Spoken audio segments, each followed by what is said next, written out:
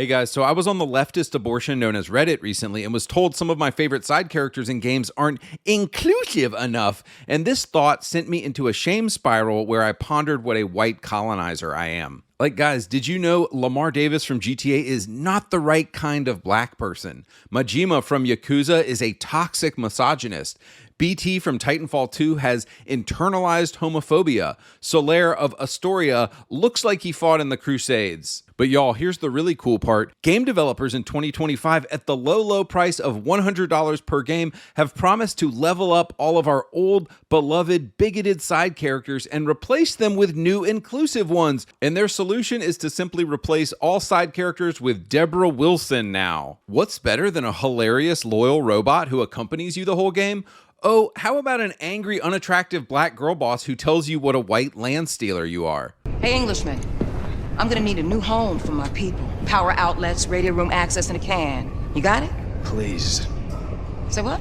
Please. You ask for something, you say please, and don't fucking call me Englishman. Okay, you wanna step to me, motherfucker, you wanna get shit done? Cause I'm game either way. All right, listen up, brothers and sisters. The, touchy Englishman is gonna show you where to set up shop.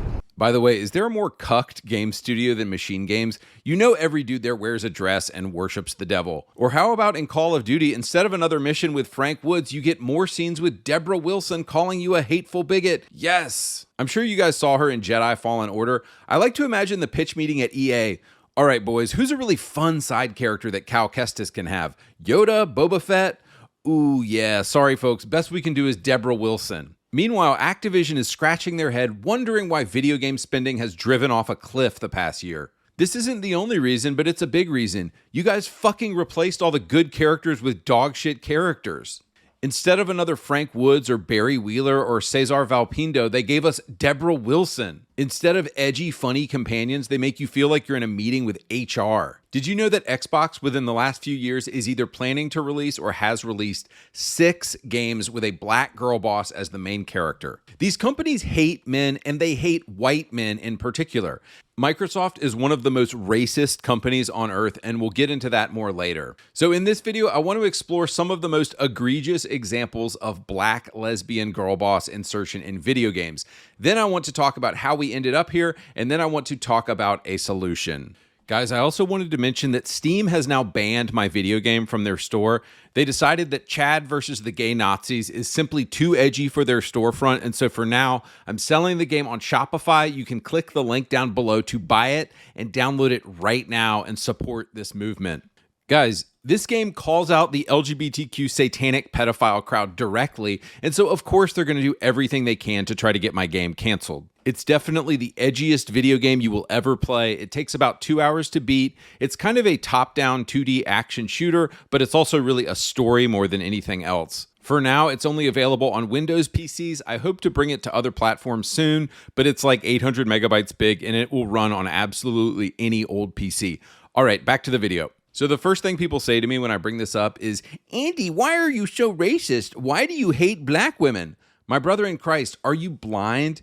Can you not see the anti-white racism when 30 of the last 50 video games have a black girl boss as the main character? I'm not racist. I don't need every character in a game to be white, but I can also recognize a ridiculous pattern when I see it. Guys, I grew up in the 80s and 90s. We loved The Cosby Show and Family Matters. We loved Blade and Eddie Murphy and Chris Tucker. What actually happened is the LGBTQ movement, guided by the noses, showed up and they decided digging up racism and acting like it's still a problem was their best ticket to ride to regain societal control. Let's look at some of Xbox's huge AAA games they're spending billions of dollars making right now. South of Midnight, State of Decay 3, Flintlock Siege of Dawn, The Gunk, Clockwork Revolution, and Redfall. What about Sony? Fair Games, Forspoken, Deathloop, Uncharted Lost Legacy. Concord had 3 black female main characters in it, by the way. This isn't even getting into the deletion and humiliation of men from games like Suicide Squad to Assassin's Creed Shadows. 20 years ago, game companies like Xbox and Sony were throwing billions of dollars at based masculine games. This is how we got Uncharted, Metal Gear, God of War, the GTA games, Gears of War, Halo. But guess what Xbox is throwing money at now? Gay, black, girl boss games that nobody wanted and nobody asked for. South of Midnight cost $30 million to make. In this folktale from modern times, Hazel will need to reconcile the weight of family, history, and legacy against her own identity. Oh Sick, a $30 million sermon about racism.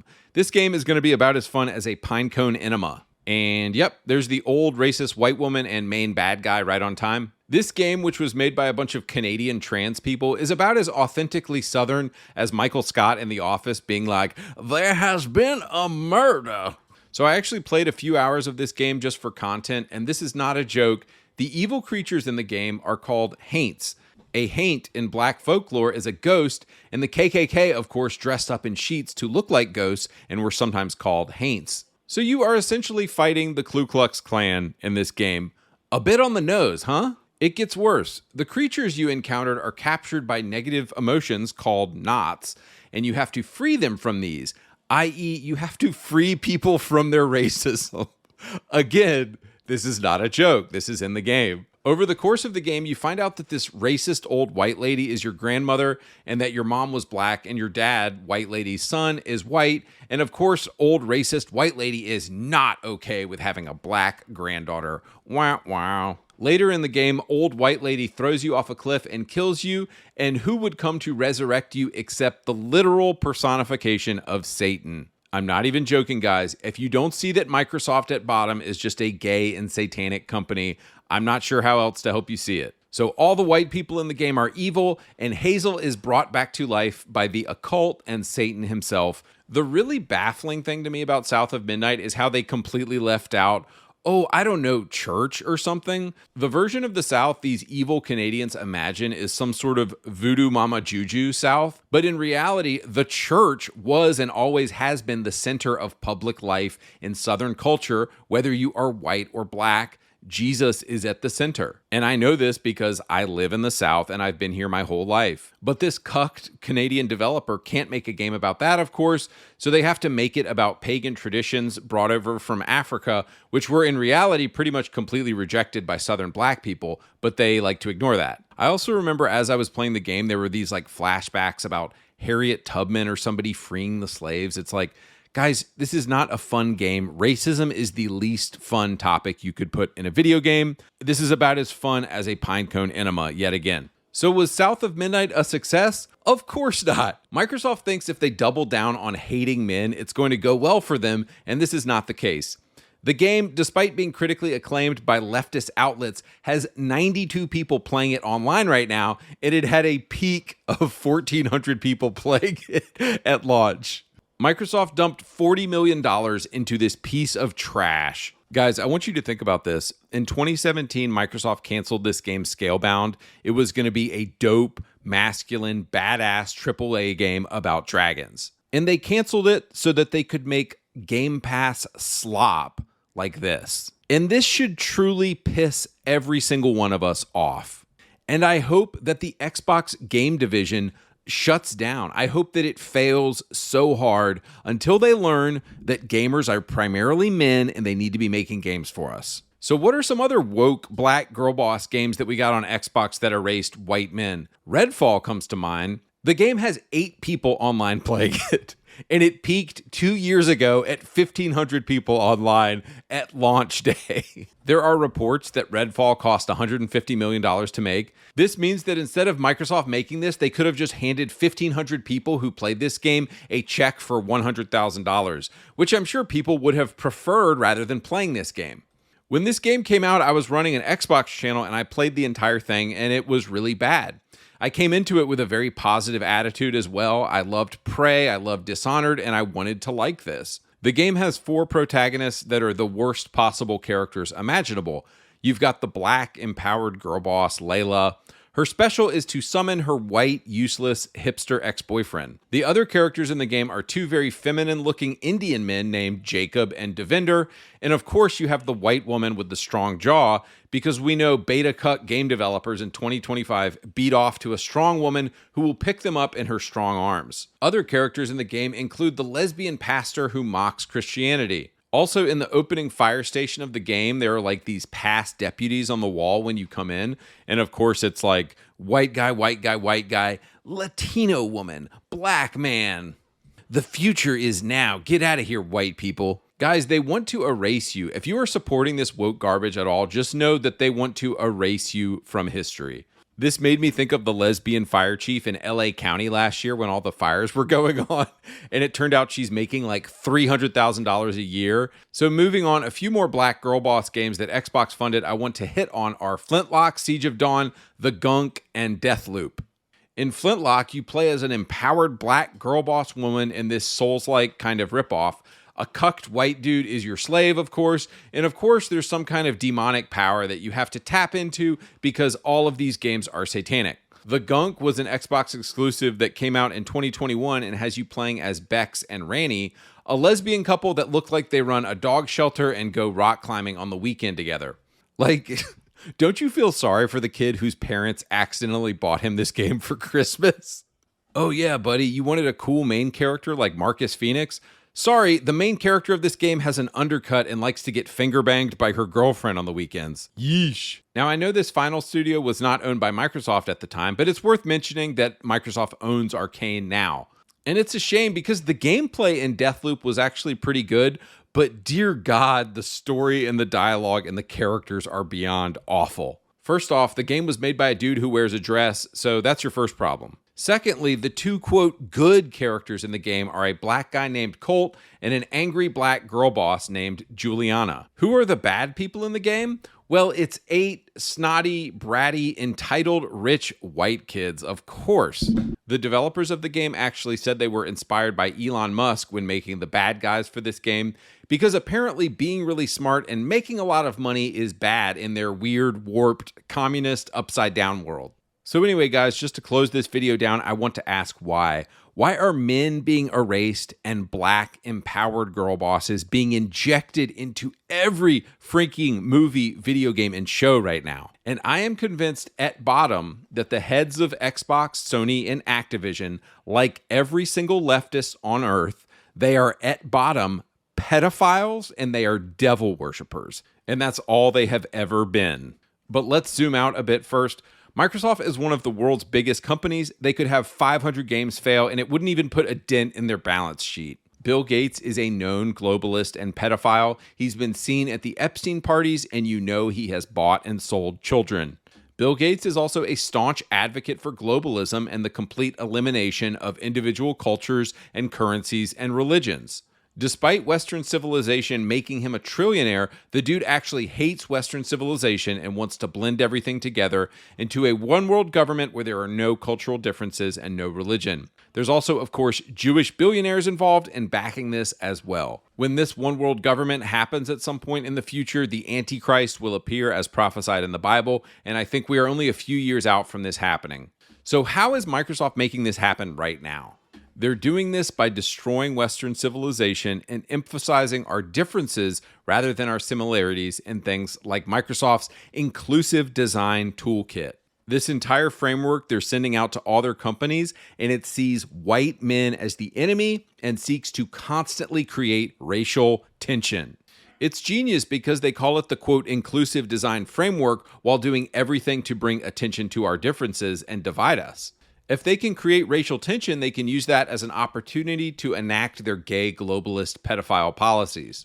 But see, like our good Jewish friend Karl Marx would tell us, you can't create societal change without creating problems. So beginning in 2014, the left began to push the idea of, quote, social injustice among the police in America, and they've been riding this fiction ever since. Nobody ever thought to ask, hey, if black people commit more crimes than other races, doesn't it mean that they would have more interactions with the police? No, rational thoughts like that were immediately written off as racist. But going back to video games, why does Microsoft constantly inject DEI and black girl bosses in their video games despite every single one of these games failing miserably? And it's, of course, because they're not focused on making money anymore. They have plenty of money. They are focused on social change. They are focused on their gay, communist, globalism goal in the end. 100 more games, each costing $100 million could fail, and they would not even care. It doesn't matter. Microsoft is focused on societal change. They are gay, pedophile Satanists, and they worship the devil, and they are ideologues at bottom. My wife the other day was watching this movie Atlantis on Disney Plus, and it unlocked something for me about how they've gotten so much leverage in our culture. How many movies did we watch growing up in the 90s about the quote noble savage type character? What I mean is a movie that views white people and Western civilization as evil and tribal people as peaceful and good. Guys, it seemed like every movie growing up in the 90s was about this junk. I mean, Atlantis, Ferngully, Lion King, Pocahontas, Avatar, Avatar 2. Let me ask you this. When you program your child to constantly view white people as bad and tribal people as good, what do you think that child is going to grow up and believe? I truly believe this is why feverish, weird, liberal cuck game developers who are like 40 years old now, they're obsessed with black people and they fetishize black people and they want to put them in everything because they view them as exotic and interesting or something.